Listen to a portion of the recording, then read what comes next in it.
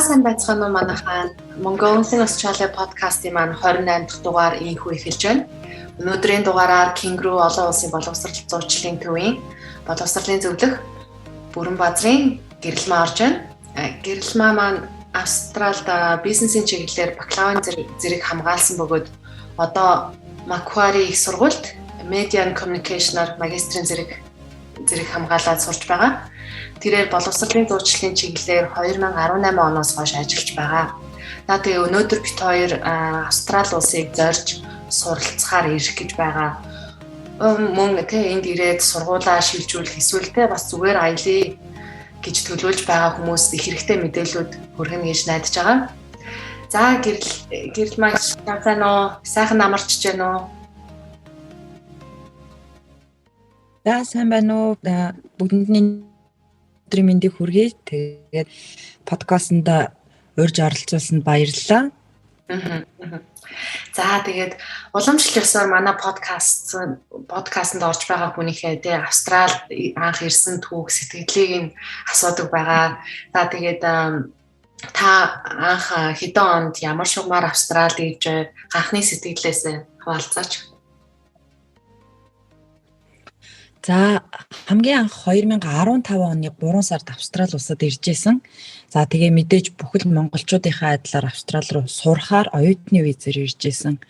За тэгээ тухайн үед бол би өөрөө 1 жилийн хэлний бэлтгэлтэй тэгээ нэмэх нь бакалаврын сургалттай гэдэг юм одоо манайхан бол нөө пакэж курс гэж нэрлэдэг тийм сургалтаар иржсэн. Тэгээд хэлний бэлтгэлээ сурж төгсөөд бакалавраа төгсөөд тэгээд одоо мастер суралцаад ингээд Австралид байж гин. За Австралид ирсэн анхны сэтгэл гэх юм бол мэдээж бол бүх юм аягүй өөр санагдчихсэн. За тэгээ тухайн үед 2015 онд бол тийм бол монголчууд бас байдаг байгаагүй. Гэхдээ миний сурж исэн хэлний бэлтгэлд бол бас нэлээд олон монголчууд бид нар хамт сурдаг байсан.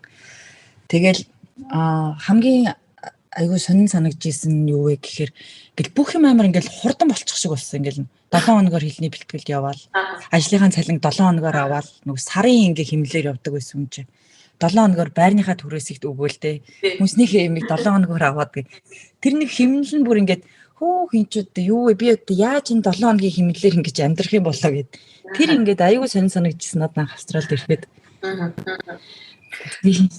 тийм ээ. Тэгэхээр юу нэрээ энд бол яг тэгдэг шүү манайхаа 7 хоногор цалин тавигдана, 7 хоногор байрны түрээсээ төлөгдөнө гэх мэтчлэн бүх юм айгүй юу сараар яригдах сарын цалин гэсэн юм байхгүй 7 хоногийн цалин гэж яригддаг байгаа шүү. Тэгэхээр нэрээ гэрэл маркетинг анхны ажил ямар байв? Анх оюутан байхад юу яг ямар ажил хийж 2015 онд? За би чи ингэсэн 2015 онд мэдээж хэлний бэлтгэлтэй тэгээ бакалавр гэдэг ихээр хэл ус ерөөсөө байхгүй. Хэл баг ерөөсөө англи хэл ерөөсөө байхгүй ирсэн гэсэн үг. Тэгээд тухайн үеийн одоо яг 2015 оны үеийн одоо ихэнх эмэгтэйчүүд бол буудалд ажилладаг байсан. За тэр дундаа Hilton гэж зочид буудалд ажилладаг байсан. За тэгээ Hilton зочид буудалд бол өрөө цэвэрлэгчээр би баг жил бол баг ажилласан. За тэгээ тэр хоорондоо бол одоо яг жинхнээсээ амьдрал үзэж эхлээд ерөнхий зүгээр жирийн өдрүүдийн ажил өглөө 7:30-аас эхэлнэ. За 7 хоногийн 2-оос 3 өдөр өглөөний 5:30-ад эхэлнэ. За тэгээ Монголд чи эрт бас ч үзэж байгаагүй юм чинь бүр гинт нөгөө 5:30 ажил явахад бол 4:30 гэж усгуулна, 4 гэж усгуулна. Тэгээд очиод өрөөнүүдээ цэвэрлэн гих мэтчлэн тэгэл бүгдийн тэгэл яг мэдээж хүний газар ирээл юмаа эхэлж исэн юм чихнээс нь ахуулаад бусдын жишгээр яг л ижлэгээ ажиллаад тэгээ явж исэн. За тэгээ тэрнийхээ дараа Япон ресторан зөөгч хийж исэн. За дараа нь Итали ресторанд садлаадны одоо тоогооч хараа биш юм аа бэлтгэгч нөгөө бүх юм бэлдээ тавьсан байдаг. Тавгалж гаргадаг. Тийм ажил хийж илаа. Тэгээд ерөөхдөө монголчуудын хийдэг бүхэл ажлыг хийж үзсэн. Бүгдийг мэднэ. Дамжаал одоо хийгээл явж байгаа л гэсэн үг. Тэгэхээр гэрэл маягч анх бол бизнесийн чиглэлээр бакалавр хамгаалсан Австралид. Тэгээд одоо мэргэжил нараа өөр Media and Communication-аар магистрийн зэрэг хамгаалж байгаа юм байна шүү дээ. Тэгэхээр яаж бас ингэ бас өөр байна л да бакалавр нь мэргэжил нь өөр, магистр сурж байгаа мэргэжил нь өөр байна. Тэгэхээр бас яаж бас ингэж бас өөрчлөгдөж бас мэргэжил нь өөрчлөгдөж бас сонгож магистрийг сонгов.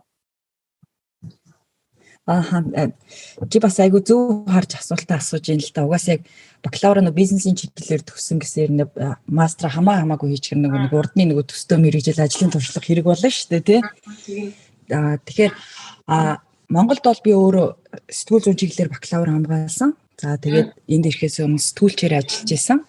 За тэгээд тийм учраас энд бол яг анх хэрэгтэй агентлаг дээр очиод эхнээсээ бол яг бизнесээр сурах гэж бол бодоогүй. За тэгээ нөгөө тухайн үеийн нөгөө сургуулийн ч юм уу боломжийн ч юм уу надад олцсон мэдээлэлч тэр юм уу те бизнесийн чиглэлээр одоо бакалавр хийвэл виз чинь гарнаа ч гэдэг юм.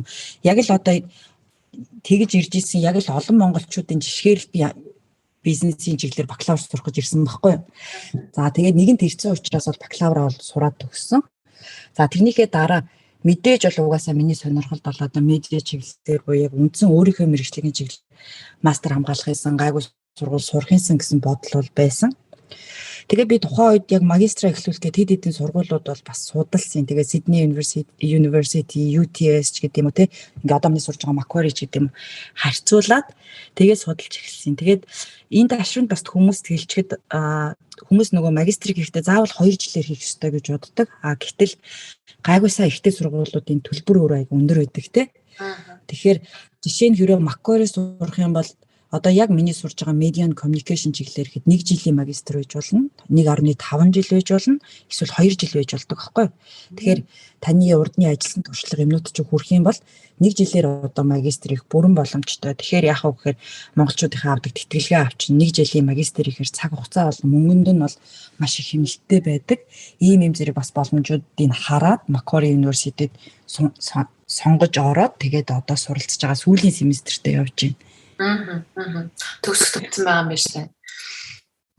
За төгсөх нэлээд төгсөө одоо хичээлүүдэд тэнцэж чадвал энэ оны 6 сар төгснө. За. Эдгээр сар болсон байна.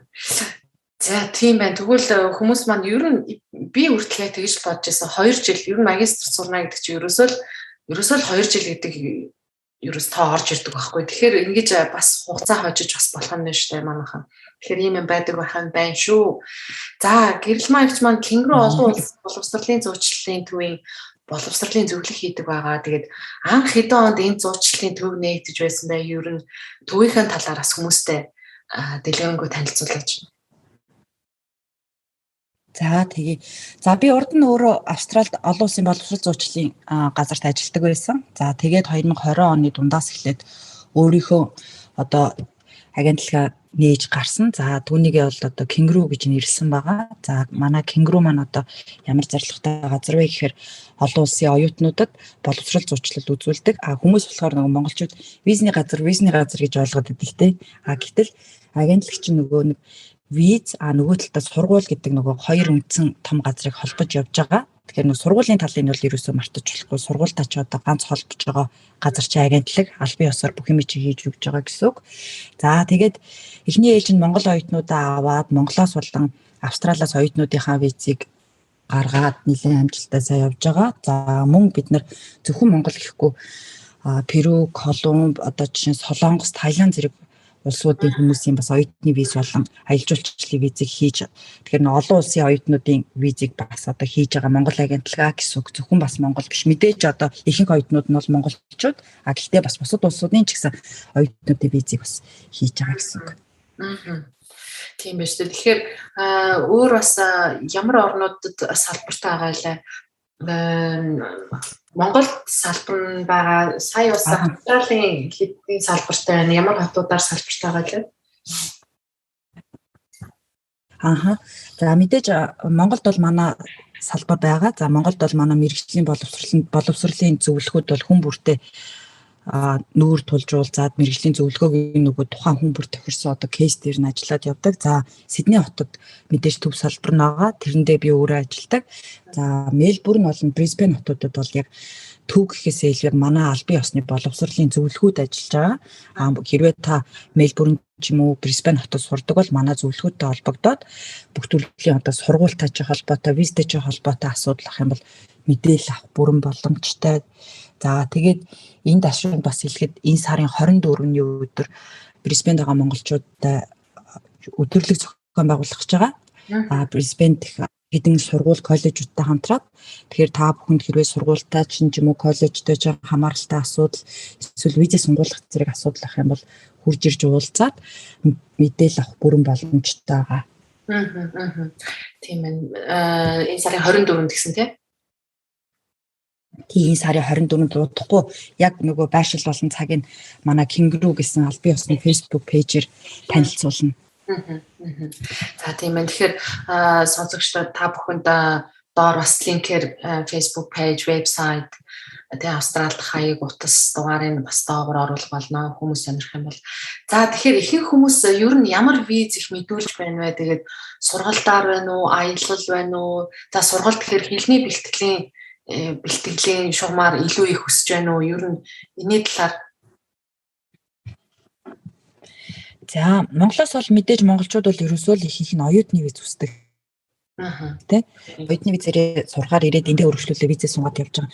За тэгээд визний гаралтын тухайд гэх юм бол одоо янз бүр байдаг л да. Визний гаралтын нөхцөл байдал бол одоо тухайн нөхцөл байдлаас тухайн цаг үеэс хамаарат ерөнхийдөө өөрчлөгдөж явж идэг. За нэг хэсэг бол ерөөсөө Монголын нөгөө нэг assessment level нь 2 байсан. 2 дугаар зэрэглэлийн орн гэдэг бол бас харьцангуй гайгүйтэй орно. Тухайн үед бол маш олон оюутнууд Монголоос хэлний бэлтгэлээр виз гарч ирсэн. За тэр үед бол ирсэн хүмүүс бол айгүй олноороо байдаг. За түүний дараа буцаад хэлний бэлтгэлээр виз мэдүүлээд ер нь гарахаа болоод нэлээд чангараад эхэлж исэн.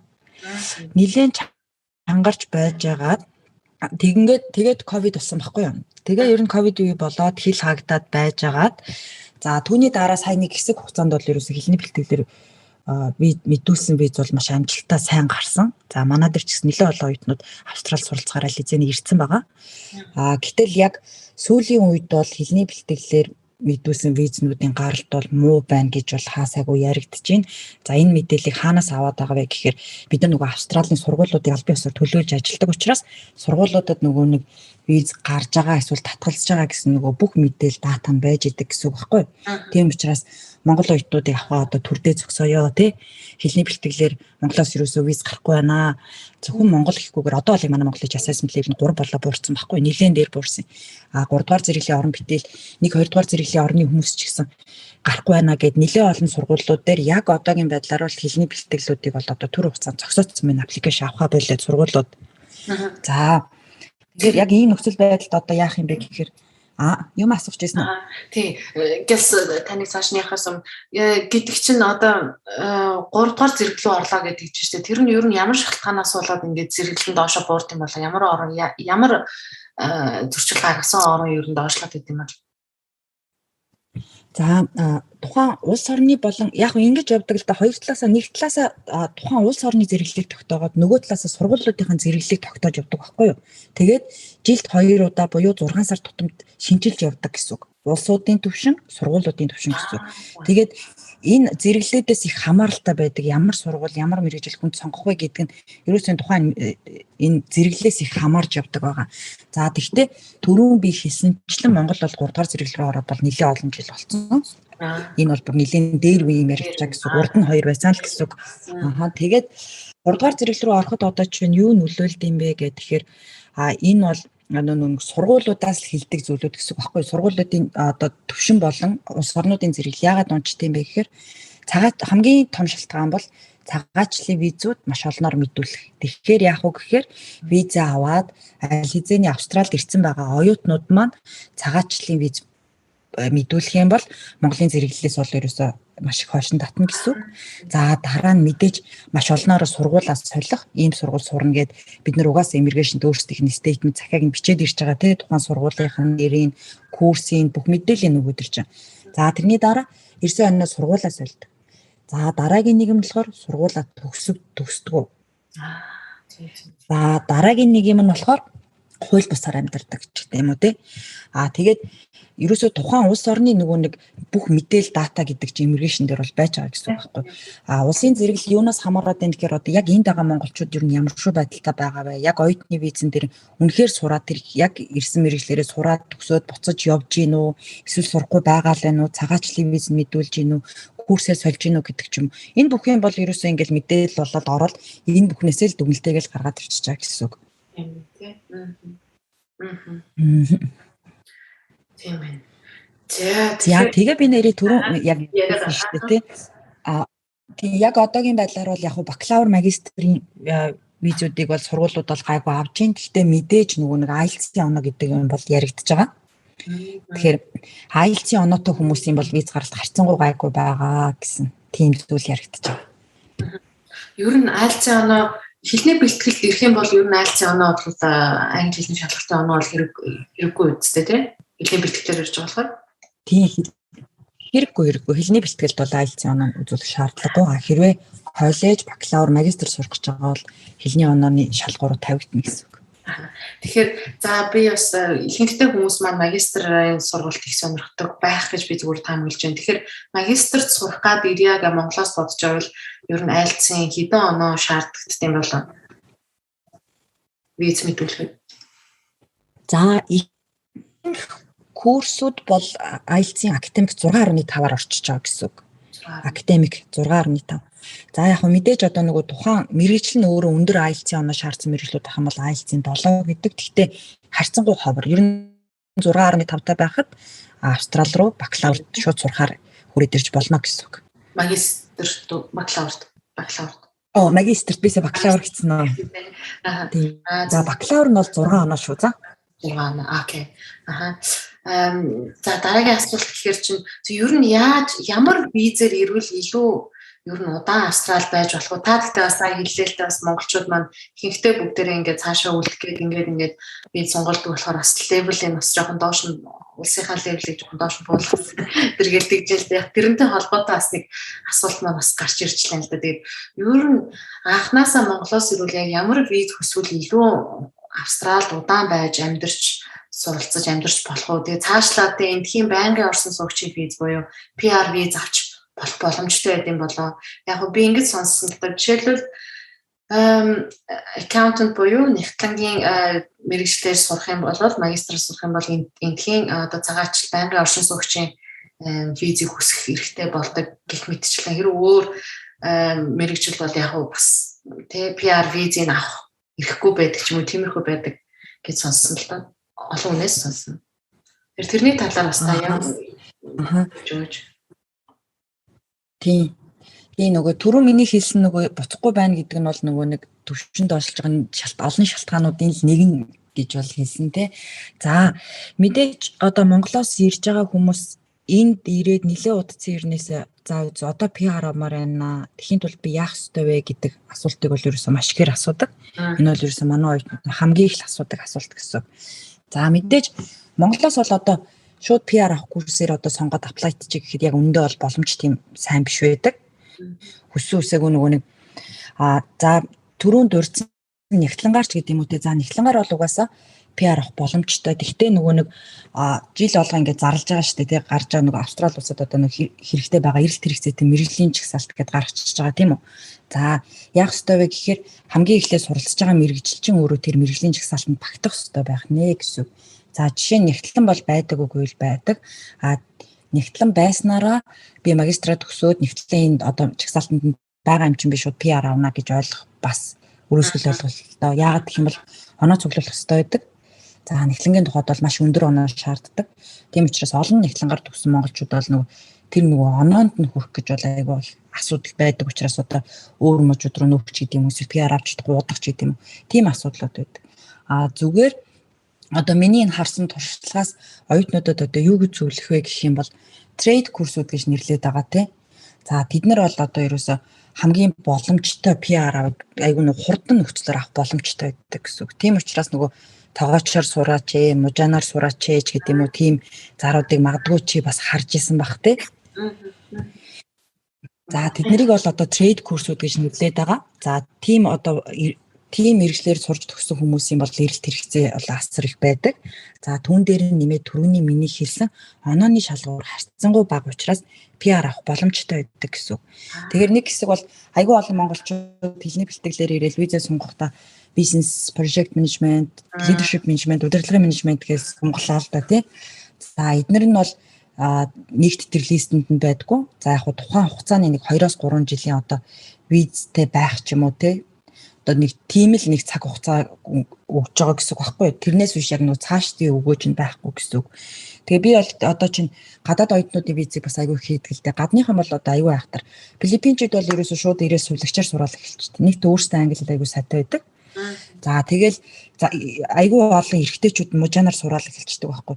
Ерөөсөө төд дуудлагүй байж хаад PR-д apply гэж PR авчдаг байхгүй. 2 жил сураал төгсөөл 1 жил гараа ажиллаад оноогоо цуглуулаад PR авах гэж байгаа apply хийсэн гэж авчдаг. Тэгэхээр хэрвээ Австралид үнэхээр урт удаан хугацаанд байнгын оршин суух эрх авч амьдрья гэж бодож байгаа бол тэр мэргэжил сонголт гэдэг зүйл хамгийн чухал ах нь л гэсэн. Тийм ээ. Тэгэхээр Монголоос бас тэрийгээ сайн судлаад яг яавал цаашдаа илүү олон хаалга нэгтгэх нь гэдгийг харж бас суралцах, мэргэжлээ сонгож ирэх нь шүү дээ. За тэгэхээр сургалтын виз хүсгэд ер нь мэдээж олон шалгуур бичиг баримт шаарддаг баг. Гэхдээ ерөнхий та бас нэг хүмүүстээ бас нэг цус нэг товчхон мэдээлэл өгөх бас нэг ямар ерөнхий бас шалгуурууд тавигддгийг. Тэгээ бас мэдээж яг тухайн хүнээс шалтгаалаад өөр нэмэлт бичиг баримт хэрэгтэй болдог байх л да. Гэхдээ ер нь нэг ерөнхийг нэг та нэг өдөвчлээд нэг иймэрхүү ер нь бичиг баримт наацахын хэрэг болт юм аа гэд чагсаад хэлвэл. За тэгээ яг мэдээж нөгөө санхүүгийн баталгаа гэдэг ч юм уу дансандаа мөнгө байршуулсан гэж одоо тэрийг бол баг монголчууд баг бүгдээрээ мэдж байгаа бах тийм. За энэ дээр зүгээр хамгийн чухал зүйл нь юу гэж хэлэх вэ гэхээр оюутны виз мэдүүлж байгаа гэдгийг айгүй сайн бодно гэсэн үг. Оюутны виз гэдэг чинь яах юм бэ гэхээр та Австралид очиж сурах гэж байгаа л гэсэн үг байхгүй юу? Тэгэхээр иммиграшн хамгийн эхлээд таны юуг харах вэ гэхээр яг сурах одоо тийм зайлшгүй шаардлага танд байгаа үгүй юу гэдэг нь айгүй чухал байдаг. Тэр шаардлагаас чинь үндэслээд бид нар захиагийн чинь бичдэг. Сурах шаардлага гаргаад ирсэн бол танд энэ хугацаанд сурах зардлаа одоо нөгөө нэг coverлах юу байгаа мó санхүүгийн боломж байгаа мó тий энэ сурах хугацааны зардлаа та өөрөө дааж чадах юм уу гэж хараад байгаагийн чинь санхүүгийн баталгаа. Манайх болохоор ингэж ирээд байдаг байхгүй. За санхүүгээ бэлтчихлээ. Визэндээ орё гэж ирээд байдаг байхгүй. Гэтэл хамгийн чухал нь бид нар ямар виз мэдүүлж байгаа вэ гэдгийг бодох хэрэгтэй байхгүй. Энэ бас оюутны виз. Тийм учраас та сурахаар Австрали руу явж байгаа. Тийм учраас гэтэл за би Австрали явмаар энэ мөнгөө бэлтчихлээ. Тэгвэл би одоо яг сурах хэрэгцээг яаж хаанаас гаргах юм гэдэг асуулт бас ээж болно шүү дээ тий. Энэ тохиолдолд яадаг вэ гэхээр хамгийн эхлээд таны ажлаас ч хардаг. Та ямар ажил хийж байгаа хүн бэ? Жишээ нь англи хэл одоо сурах шаардлагатай байлаа гэж бодоход таны ажилд яг үнэхээр тийм англи хэл сурах шаардлага байгаа юу? За Монголоор зөндөө олон англи хэлний сургалт байгаа. За Америк, Англи, Ирланд ч гэдэг юм уу зөндөө олон Канада гэдэг англи хэлтэй улсууд байгаа. Яагаад заавал Австрали гэдэг ч юм уу те.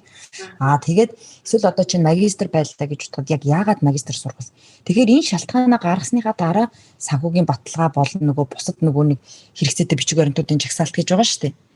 Тийшээгээ орох нэ гэсэн үг. Тэгэхээр хамгийн гол нь би бол энэ подкаст сонсож байгаа хүмүүст хэлэхэд бол тэр зорилгоо ер нь өөрөө ч гэсэн зүгээр Австрали явна ингээ одоо хүмүүс Австралид очсон байлээ гэж бодоод ах нь ерөөсөө чухал биш байхгүй. Хүн болгонд тэр сурах гэж байгаа зорилго гэдэг чинь байх ёстой. Яг эхнээсээ сурах зорилго нь тодорхой хүмүүс ороод ирээд виз нь хийхэд хүртэл шаал өрөөдөг байхгүй. Тэгээд нөгөө жигсаа тэгэхээр энэ сургалтын виз хүсгэн гэхээр бас энэ аюул насны хязгаарлалт жишээлбэл 35-аас дээш насны хүн за би хэлний бэлтгэл сууя магистр сурах гэж байгаамаа гэвэл бас энэ визний гаргалтанд нөлөөлөх үү? Та хэтэрхий хөгшин байна ч гэдэг юм уу? Сурах нас ч өнгөрсөн юм байна штэ гэдгийг болов яа гэм бол.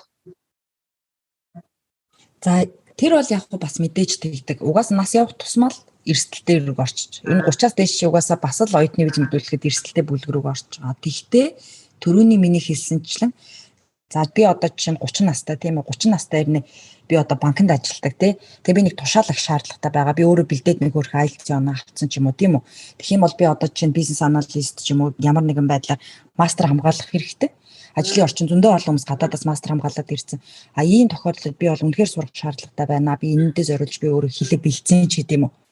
Энэ тохиолдолд бол 30 гарсан гараагүй виз нь гарна гэсэн үг байхгүй юу? Тийм байна. Тийм байна. Таны яриаг түрүүн тасалдсан уучлаа. Би аминдаа яг тэр дунд нь гарч ирсэн асуултаа яг нэг голд нь яг хавчуулаад асуух гал. Зүгээр. Тэр ихтэй бараг нэг онцгой шаардлагагүй байсан баха. Тийм үү. Нөө жагсаалтын юмнууд байсан тийм тэрийг хүмүүс мэдчих. Тэгвэл ерөнхийдөө яг заа хэрэг 30 гарсан тэ ингээд сурлаа гэхэд бол яг тэр ажил мэргэжилтэйгээ холбоод үнэхээр би англи хэл сурах хэрэгтэй байгаамаа ингээд цаашаа дэвшиж байгаамаа гэсэн иймэрхүү яг үнэн бодит амьдралтай холбоотойгоор яг тийм шалтгаан гаргаж ирэх юм бол бас магадлал бас өндөрлөх юм байна гэж үзлээ. Тэгтээ 30 гарсан хүмүүс нь болохоор хэлний бэлтгэл дээр биш байна шүү дээ. Магистраар гэсэн үг тийм. Хэлний бэлтгэлээр бол 30 гарсан хүмүүс яг одоогийн нөхцөл байдалд бол ер нь виз гарах нь тун тааруу байна. Яагаад тэгж вэ? Энэ ковидоос болоод тэгж вэ? Ямар учиртай тэр юу маань хэлний бэлтгэлээр гарч ирж байгаа хүмүүсийг гарахгүй байгаа гэж сургуулиас мэдээлсэн болов. Ковидтой холбоотой гэхээр за яг одоо 4 сард бол ковид яг ер нь бол угаасаа юу яаж байгаа шүү дээ. Австрали улс бол одоо олон улсын оюутнуудад хилээ нээлээ тий. Тодорхой хугацаанд орж ирсэн оюутнуудын визний хураамжийг буцаанч гэдэг юм уу тий. Нөхцөл байдал гадна толд бол ерөөсөө маш нээлттэй харагдаж байгаа тийм үү. Гэтэл бид нар бол угаасаа яг ингээд нөгөө визийг хийж байгаа сургуулиудтай хамтарч ажиллаж байгаа яг үндсэн нөгөө бодит мэдээлэл дээр ажиллаж байгаа хүмүүс гэсэн үг шүү дээ тий. Тэгэхэд би өнгөрсөн 7 хоногт нэг 2-3 сургуулиудтай хуралцуулаа. Иммиграшн бол ерөөсөө хизээч байгаагүйгээрээ айгүй чанга байна гэж хэлж байна. IELTS-ийн оноогүй хүмүүсийг бол level 1 улсаас аплайцсан ч гэсэн визийн татгалзаад байна гэдэг юмнууд бол яригдж байна. Тэгэхээр бол яг яагаад гэдэг нарийн шалтгаан мэдэхгүй байна. Гэхдээ ямар ч гэсэн нөхцөлөд бол яг одоогийн байдлаар бол зөвхөн монгол хэлтгүү хаасаагүй ерөнхийдөө нэлээд чанга байгаа мэн гэж ойлгоод байж байна. Тэгээд одоо хэсэг харах ёстой юу? Тийштэй хэрвээ та IELTS-ийн оноотой бакалавр магистрт мэдүүлж байгаа бол виз нь бол гарсаар байгаа. Манайд дээр ч яг тийм оюутнууд виз бол гарсаар л байгаа гэсэн үг. Тийм байна тийм. За тэгэхээр мэдээж виз үсгэд хамгийн хэрэгтэй чухал зүйл бас мэдээж та түрүү ярьлаа банкны баталгаа, хөрөнгийн баталгаа гэж тэгж байна. Тэгээд манай монголчууд маань бас их ихтэй бас нэг ийм алдаа байдаг штэ. За нэг банкны баталгаа гарганаа тий тэгнэ гэж хүмүүс ингээл группээр ч тэр энэ тэнд ингээд зар дээр ингээд тавьсан байдаг л та. Тэгэхээр 3 хоног ч байдаг юм уу 4 хоног ч байдаг юм уу тухайн тэр их хэмжээний мөнгийг данс руу хийгээд виз мэдүүлэхт нь үзүүлчихэд тий тэгэнгүүтээ буцаагаад авчдаг ч юм уу. Яг нэг тийм юмнаас болоод хүмүүс бас их холигдуулж чинь ч юм уу.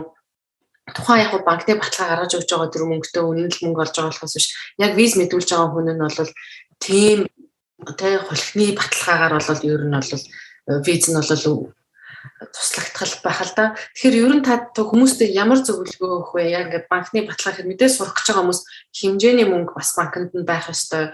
Дор хаяж тэдний хугацаанд тэр мөнгө чинь таны дансанд байрлах ёстой шүү гэсэн нэг тийм зөвлөгөө тавиул хэлээч. За хамгийн эхлээд нөгөө санхүүгийн баталгаа гэж яг юу хэлээд байгаа юм бэ? Би одоо хэдэн дөр үзүүлэх ёстой юм бэ гэд хүмүүс асуудаг те. Энэ санхүүгийн баталгаагийн чинь одоо ямар нэг агентлаг ч юм уу одоо эсвэл хувь хүн ч юм уу за чи хэдэн дөрөвтэй байвал одоо гарна гэж хэлээд байгаа юм биш ээ. За энэ бол цаанаасаа гаргасан нарийн тооцоолор байдгаа гэсэн. За Австралид 1 жил одоо сурахаар ирж байгаа хүн бол 1 жилийн амьдралын өртөг нь 22200 шиг санаж байна. Яг харахгүй бол арай санахгүй 22200. За түүн дээр нэмээд Монгол руу ирж очих тикет $2000. За сургалтын төлбөр, эрүүл мэндийн даатгалаач гэдэг юм. Эднэрийг одоо нөгөө нэг төлж чадна гэдгийг харуулах хэрэгтэй байхгүй юу? Тэгэхээр эн чинь тооцоолоод гаргацсан мөнгө байх нь шүү дээ. Энийгээ үзүүлэх гээд байгаагаа л санхүүгийн баталгаа гэж нэрлэдэг байх нь шүү дээ. За тэгэхээр хүмүүс яадаг вэ гэхээр за би юу атсан? Мөнгөө дансандаа 6 сар болгоцсон. Ингээ одоо визэндээ орё гэдэг ирдэг байхгүй юу?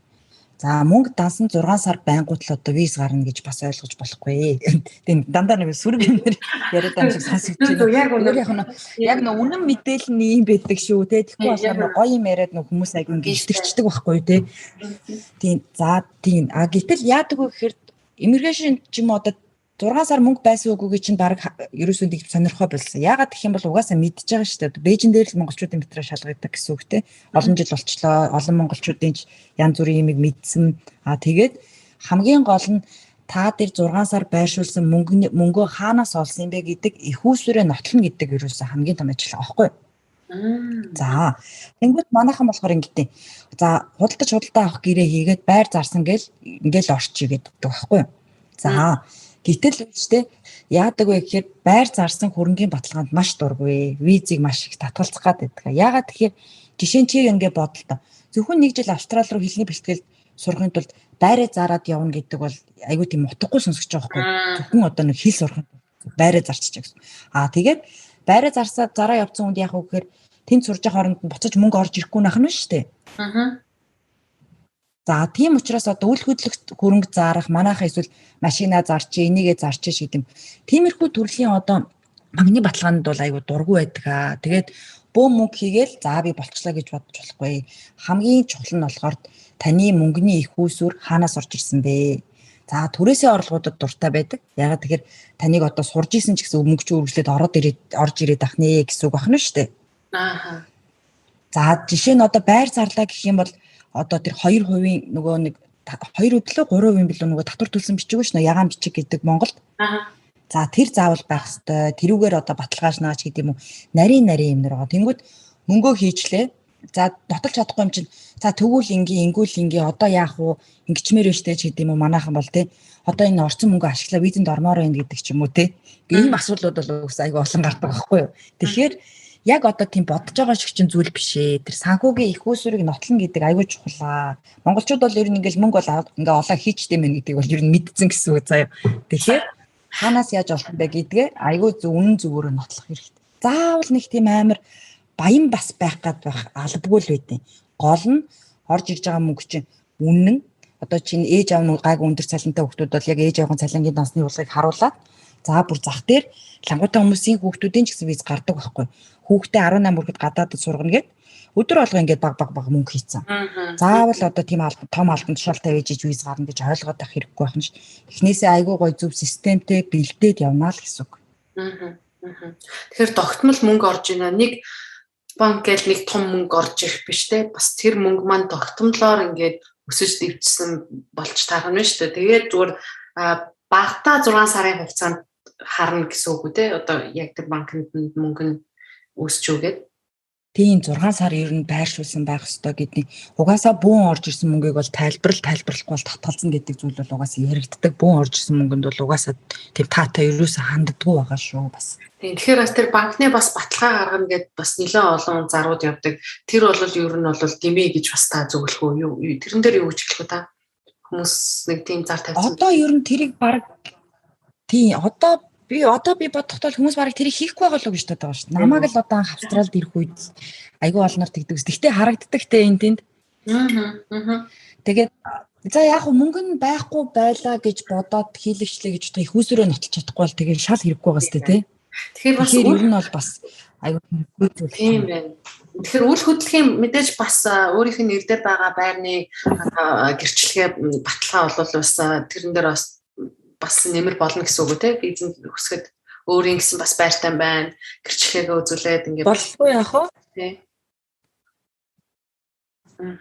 Болно дэмжих байдлаар бол санхүүгийн угаасаа юмнууд болоод ордог гэсэн. Өөр дээр нэг үйл хөдлөх бүх юмнууд орно гэсэн үг.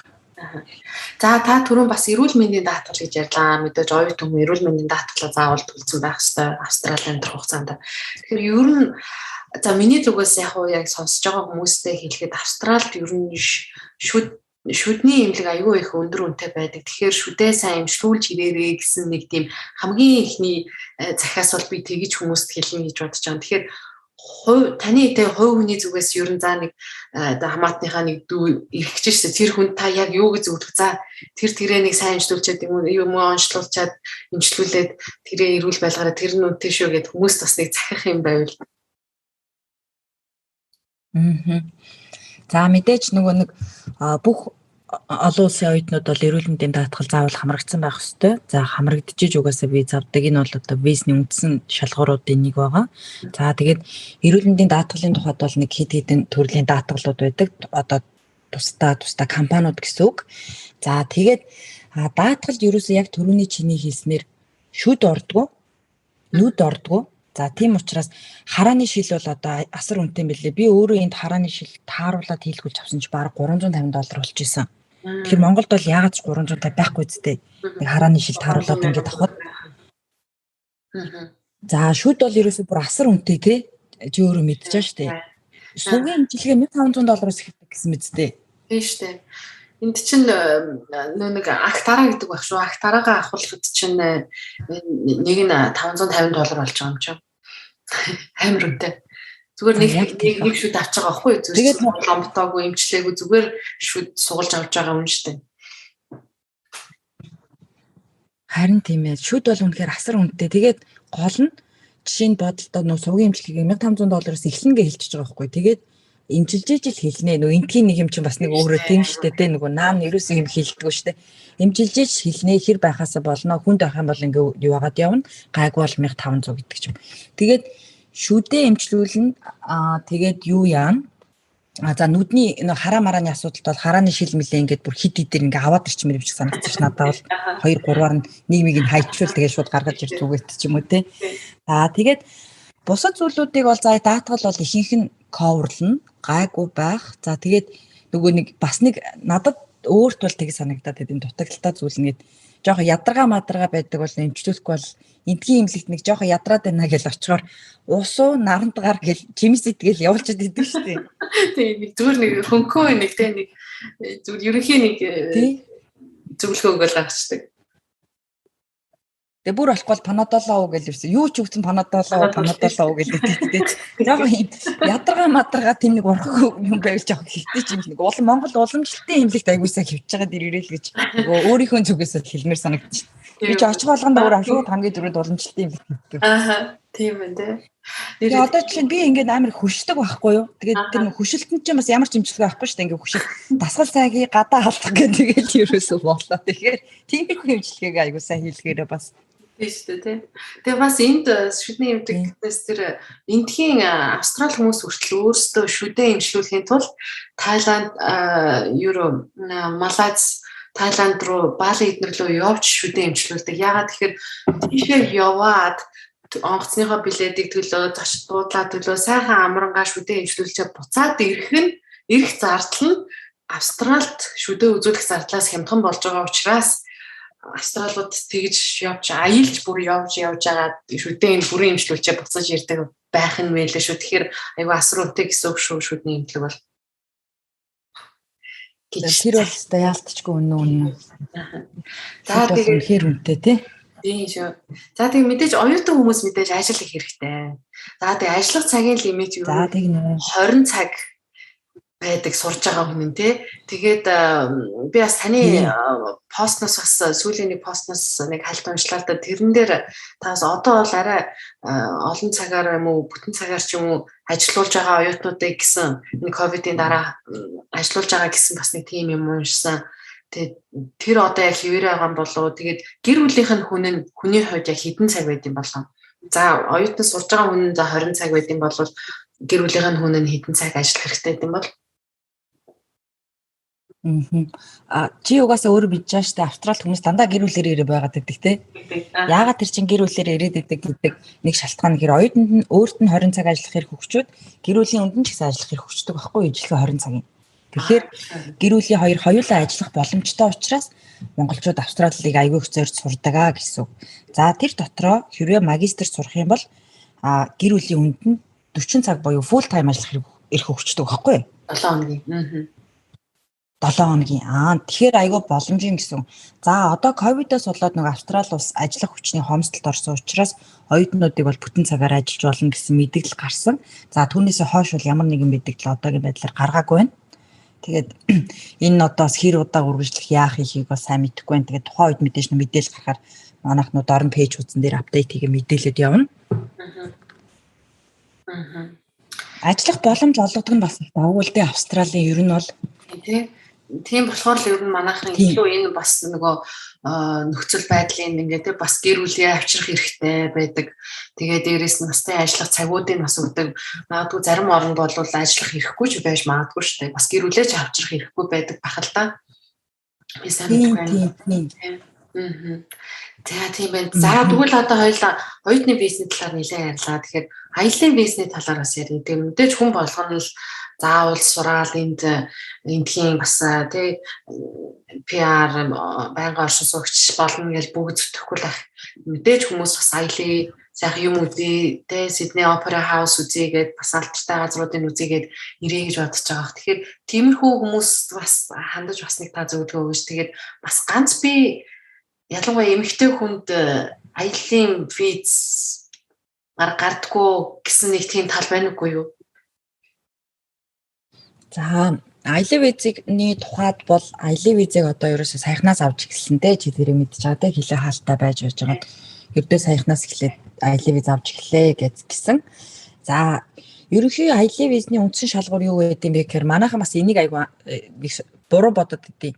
Аялын виз гэдэг бол ерөөсөө аялах гэж байгаа виз гэдгээ л бас зорилгоо явуучих. Оюутны виз бол сурах гэж байгаа, аялын виз бол аялах гэж байгаа. Үндсэн зорилго нь ерөөсөө тэр зай. За тэгээд аялын виз чи түрүүн хэллээ те ганц бие эмэгтэй хүмүүс залуу хүмүүст ер нь гаралт муутай байдаг гэд. Залуу хүмүүст аялын виз Австрали руу бол үнэхээр гаралт муутай байдаг уу гэвэл үнэн. За мэдээж аав ээжигээ өөртөө энд сураад аав ээжигээ аялаар авчирч байгаа хүмүүсийн тухайд бол харьцангуй нээлттэй олон ч Монгол чи өвөө эмээ нэрийг Австрали зөндөө харж ирсэн бах те. Дандаа хүүхдүүдээр ирээд аялаад явж байгаа хүмүүс байдаг. За яавал Австрали руу аялын виз амжилттай авах юм бэ гэх юм бол нөгөө л миний түрүүний хэлсэн те тухайн ажлын газар юугаад айгүй удацсан байх ёстой тий ажилчин тодорхой байх ёстой. Ер нь тэгэл санхүү болон нөгөө бүх байдал чи эргэж Монгол руугаа явна гэдгийг харуулж чадхаар хэмжээний одоо тийм хүчтэй байж ижил виз авна гэсэн үг аялын визний тухайд. Тэгвэл залуу хүмүүст бол ерөөдөө би болж энэ Австрали руу аялын визийг бол нэг санал болгодгүй. Угаасаа гаралт бол тийм сайн байдаггүй. Одоо хичнээн захиаг нь бичээд ингэж үзмээр байгаа ч гэсэн. За тэгээд аялын визэн дээр одоо бас нэг зүйл нэмээд хэлэхэд бол яасан бэ гэхээр нэг хэсэг бол монголчууд маш олон одоо бизнес аялын виз гэж ирсэн. За тэр бизнес аялын виз гэдгээр ирээд за ирснийгээ дараа болохоор энд ирээд оюутны виз олохгоо сунгуулсан. Тэгтээ аялын визний хураамж бол ерөөсөө $150 гэдэг байхгүй Австрали доллар. Гэтэл тэр хүмүүс бол $3,500-аас $5,000 төлсөн байсан нэг хүн. За тэгээд энд ирснийхээ дараа оюутны виз болгоод за заримынх нь виз ихэнхийнх нь виз гараа, зарим нэгийнх нь гараагүй. За гарсныхаа дараа нөгөө хоёул ингэж түрүү ярьжалаа шүү дээ. Австрали айгуу сайхан боломжтой гэр бүлээ аваад ирж болдог гэж ярьж исэн. Гэтэл хэрвээ чи өөрөө аялын визээр ирчээд энд оюутны виз ингээд сунгуулад ингээд байх юм бол ерөөсөө гэр бүлийн виз нь гарахгүйсэн байхгүй. Ерөөсөө ганц нэг хүмүүсийг л нэг аз олж гарсан, ер нь ихэнх нь гаргаагүй гэсэн үг. Тэгэхээр эхнээс айгуу сайн сонголтоо зүвийнх нь дараагийн юмд ч айгуу чухал болдог шүү л гэсэн үг. Тэгэхээр аялын визний санхүү дээр бас нэг хэлчихэд яа нуучлаа. Тэгэхээр хүмүүс ингэж магадгүй шүү дээ. Хэрвээ тэр нөгөө сургалтаар очиход би чи айлц яана. За миний хил тэр шалгалтанд нь хүрэхгүй мэн. За банкны баталгааг инээ тэр гэж яхаар ерөөсөө аялын визээр очоод тэгээ сургалт болгочих юм биш үү гэсэн бодолтой хүмүүс бас олон байгаа хэл та. Тэгэхээр ер нь бол тэр хүмүүст хэлэхэд бол ер нь дими анханасаа сургалтаараа ирсэн дээрээ гэж та хэлэх гэж байна те. Хэлж байна те. За мэдээж бол яг аялын визээр ирээд сургалт болгож болдог уу гэвэл болно. За болохгүй юм байхгүй гэсэн үг. За энийг бас шууд 100% болно гэж хэлэхэд хэцүү. Нэг визнес нөгөө визний төрөл рүү шилжиж байгаа дахиад шинэ виз инээл гэсэн үг. За визний эцсийн шийдвэрийг бол иммиграшн гаргадаг, агентлаг бас гаргадаг те. Энийг би бас давхар хүмүүст хэлмээр санагдаад байдаг байхгүй. За яг бид нар бол одоо ингээд нөгөө харьцангуй өөрөө ингээд нөгөө төв салбар нь ингээд Сиднейд байдаг ч юм уу те. Энд өөрөө чи бизнес яаж явагддаг зарчмыг мэднэ гэсэн үг шүү дээ. Бүхэл юм яг л аль бие усны гэрээ хилцээрийн дагуу одоо нөгөө хуурамч виз гаргаад нэгийг нь илүү сайн гаргаад нэгийг нь гарахгүй байлаа ч гэдэм. Тийм зүйл бол ерөөсө харьцангуй бараг байхгүй. Ерөөсө шууд тухайн таны кейсээс л ерөөсө хамаарч байгаа гэсэн. Бид нэр одоо нэг хийж чадах бүх ажлаа мэргэжлийн төвшөнд хийгээд өчнө. Тэнгүүд одоо яг зарим хүмүүс болохоор ингээд агентлагаасаа болоо гулхтуулчлаа. Надаас ингээд аялын визгээ тэдэн төгрөг аваад маваад гэдэг. Би тийм хүмүүсийг бол гайхаад байхгүй. Мэдээлэлээ ерөөсө сайн аваагүй байна л гэсэн. Мэдээлэлээ аягүй сайн аваад сайн мэдээлэл дээр л өөрөө анализ хийх юм бол өөрөө ч гэсэн хохирохгүй дараагийн юм ч гэсэн өөрт нь амар байна л гэсэн үг байхгүй. Тийм тийм. Тэгэхээр хүмүүс өөрсдөө хэлээд бас сайн мэдээлэлтэй, мэдлэгтэй бас тэ байж бас ингээд яг анханасаа яг юуг нь сонгох вэ гэдгээ бас өөрсдөө бас сайн судлах нь шүү дээ. Жишээ нь чи өөрөө мэдж байгаа шүү дээ тий Австралид ингээд амьдарч байгаа. Юм болгоо ерөөсөө л айгүй ил байдаг тий. Чи хүсвэл өөрөө сургууль руу холбогдоод имэйл авч болно. Чи хүсвэл өөрөө ч иммиграшн руу холбогдоод бизнесээ процессыг мэдчих болно. Энд одоо агентлаг байлаагээ шууд виз гаргаад давуу тал эдлээч гэдэм. Тийм ойлголтыг бол одоо ерөнхийдөө баг ингээ бүр болчмаар санагддаг байхгүй.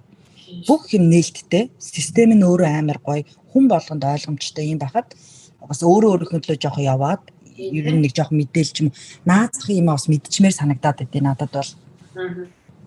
Англи хэлгүй ч гэсэн одоо энэ Google гэж нэг сайхан translate хийдэг сайхан юм байна шүү дээ. Бас тий. Бас өөрөө олж мэдээг юм л бас тийм шүү дээ. Өөрийнхөө гэсэн тий тодорхой ерөнхий мэдээллийг бас ингээд интернетээр сайхан олоод авчиж бас болж байгаа юм л да.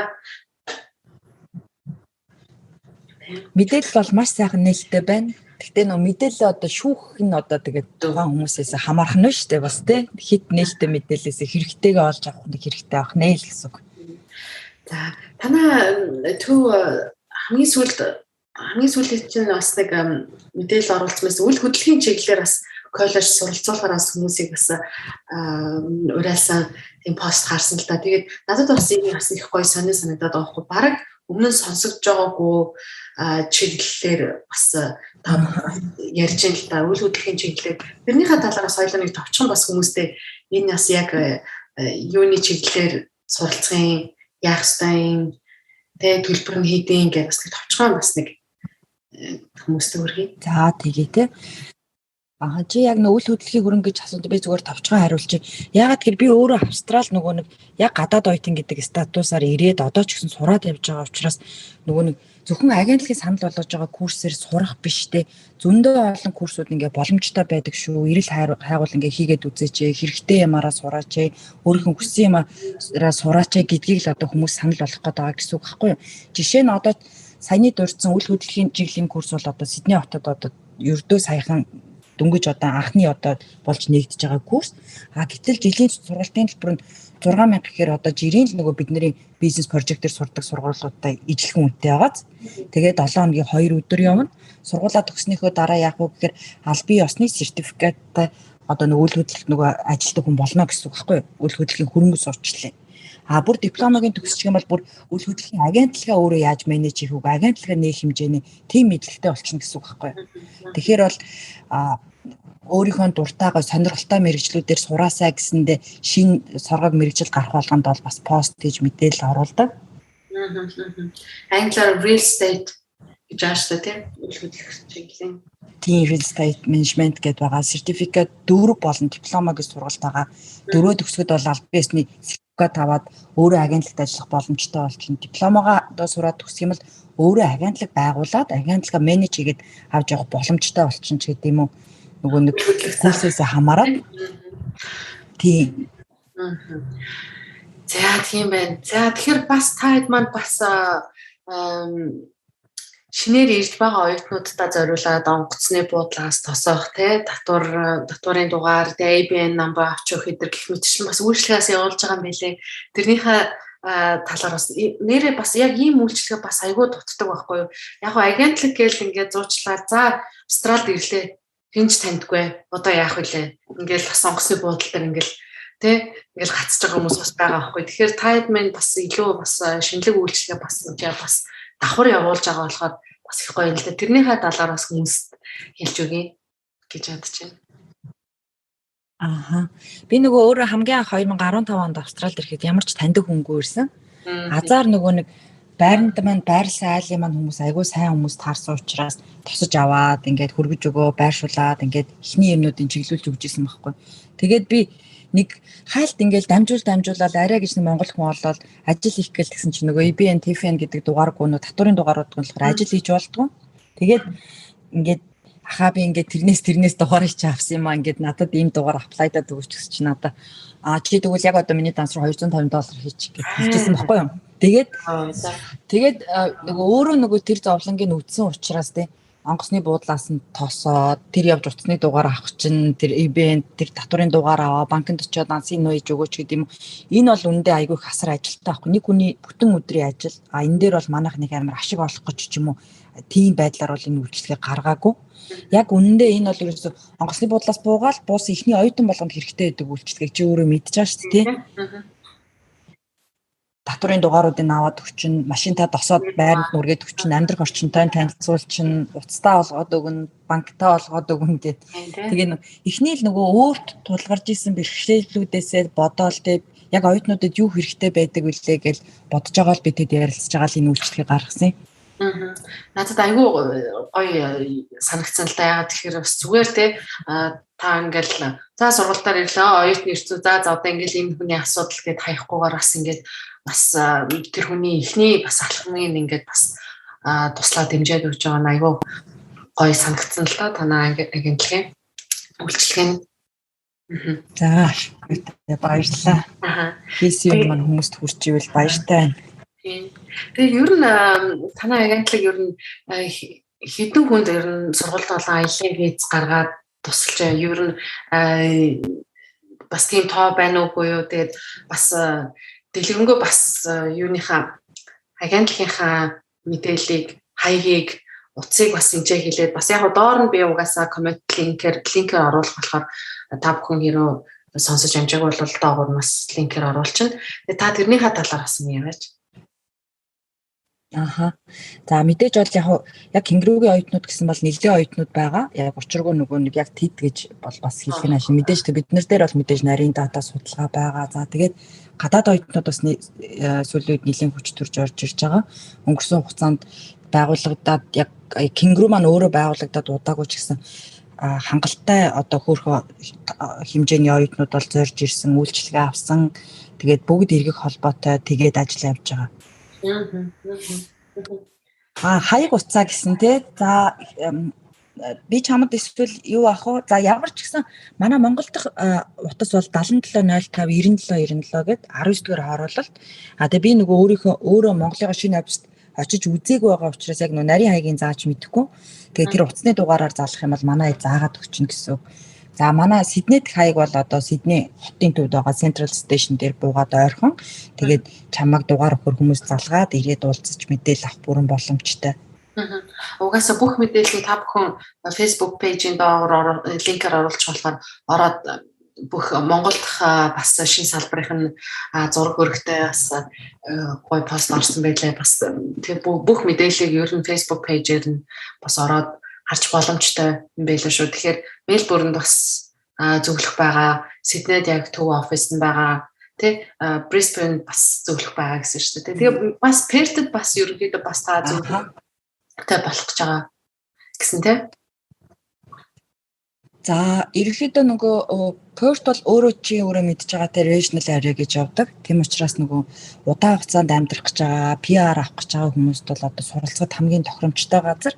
За тэгээд уул уурхайн чиглэлийн хамгийн том сургуулиуд бол Perth-д байрладаг. За бас IT-ийн чиглэлийн нэлээд олон нэртэй сургуулиуд байдаг. Тийм учраас удахгүй одоо 6 сар гаргаад бид Perth руу яваад ерөнхийдөө сургуулиудаа хамтарч ажиллах юмнуудаа ярилцаад тийшээгээ бас нэг зөвлөх тавих ерөнхийдөө бодолтой төлөвлөд ажиллаж байгаа. Тэгэхээр хэл нэлээд өргөн хүрээгээр л одоо мууж болгонд л одоо зөвлөхөдтэй болж эхэлж байна гэсэн. Тэгээ ер нь би бас одоо ингээл подкаст хийж яхад Perth-с орж байгаа хүмүүсийн подкастны доор нэлээд олон коммент ирдэг л дээ. Тэгээ би Perth руу явах гэж байгаамаа. Тэгээд маш их баярлалаа олон хүмүүс оруулж агаад. Тэгээ бас нэг хүн Сиднейгээс Perth руу нүүх гэж байгаа. Тийм асуугаад өгөөч гэсэн нэг тиймэрхүү хүсэлтүүд бас их орж ирж байгаа болохоор магадгүй бас Perth хотыг ер нь бас илүү хүмүүс сонирхож эхэлж байгаа нас тэндээс харагдаж байна л да. Тэгээд ерөнхийдөө хоёулангийн ер нь нэлээд сонирхолтой. Тийм подкаст ерөнхийдөө одоо ингээд бас дуусах өгч чинь тэгээд сүүлийн тий асуугаагүй үлдээсэн зүйл сайхан бол яг сүүлийн асуултыг танд үлдээ. Гайгүй хаа чи бүгдийн айгуу сайхан асуугаал би чадлынхаа хэрээр л мэддэг чаддгаараа хариулах шиг боллоо. Тэгээд подкастнда мэдээж урьж ярилцаж манай төвийн талаар хийж байгаа ажлын талаар ингэж нөгөө ярилцаж хүмүүст хүргэж ингэж урьж оролцуулсанд үнэхээр их баярлж байна. Тэгээд чи ч гэсэн одоо ингээ хүний газар амьдарч байгаа монголчуудаа ингээ бусдаа танилцуулаад хийж байгаа ажлуудыг сурталчлаад дэмжиж ингээд явж байгаад нь бол үнэхээр талархаж байна. Тэгээ подкастт нь ч гэсэн өндрөөс өндөр амжилтыг хүсье. Баярлалаа. Тэгээд танд бас монголчуудаа тэгээд дэлхийд ялангуяа энэ сайхан төв улс болох Австрали улсуудыг гэр бүлээрээ ирж сурч ажиллах сайхан боломжуудыг монголчуудад маань нээж өгч байгаа. Танай Кенгуруу боловсрол зуучлалын төвийнхэнд цаашдын ажил үйлс нь өндөр амжилтыг хүсье. Тэгээд манай подкастэнд цаг гаргаж орсон гэрэл маягчтай маш их баярлалаа. За баярлалаа. Тэгээ зөндөө их амжилт хүсье. Тэгээ доор манайхан бас доор комментээр бас харилцах утас Facebook page, вебсайт хаягуудыг линкээр оруулах болно. Тэгээ та бүхэн илүү дэлгэрэнгүй мэдээлэл авахыг хүсвэл холбогдорой. Тэгээд Мөн подкастт маань subscribe хийхээ мартваа манайхаа. Subscriber чинь л ер нь цаашдаа энэ олон подкастуудыг хийх бас сэтгэлийн дэм авдаг шүү. Тийм болохоор та subscribe гэсэн ботныг дараал. Тэгэх юм бол та бүхэн орж байгаа шинэ подкастууд маань танд мэдэгдэж очих болно гэж бас хэлээ. За тэгээд Сидней хотоос Кингрүү боловсрол зуучлалын төвийн боловсролын зөвлөх гэрэлтмаа Мельбурн хотоос цацаанаар ярилцлаа. Дараагийн дугаар хүртэл баяртай манайхаа. Баяртай гэрэлтмаа гэж. За баяртай. Тэгээ Мельбурн хот орохоор уулзъя. За тэгээд за баяртай.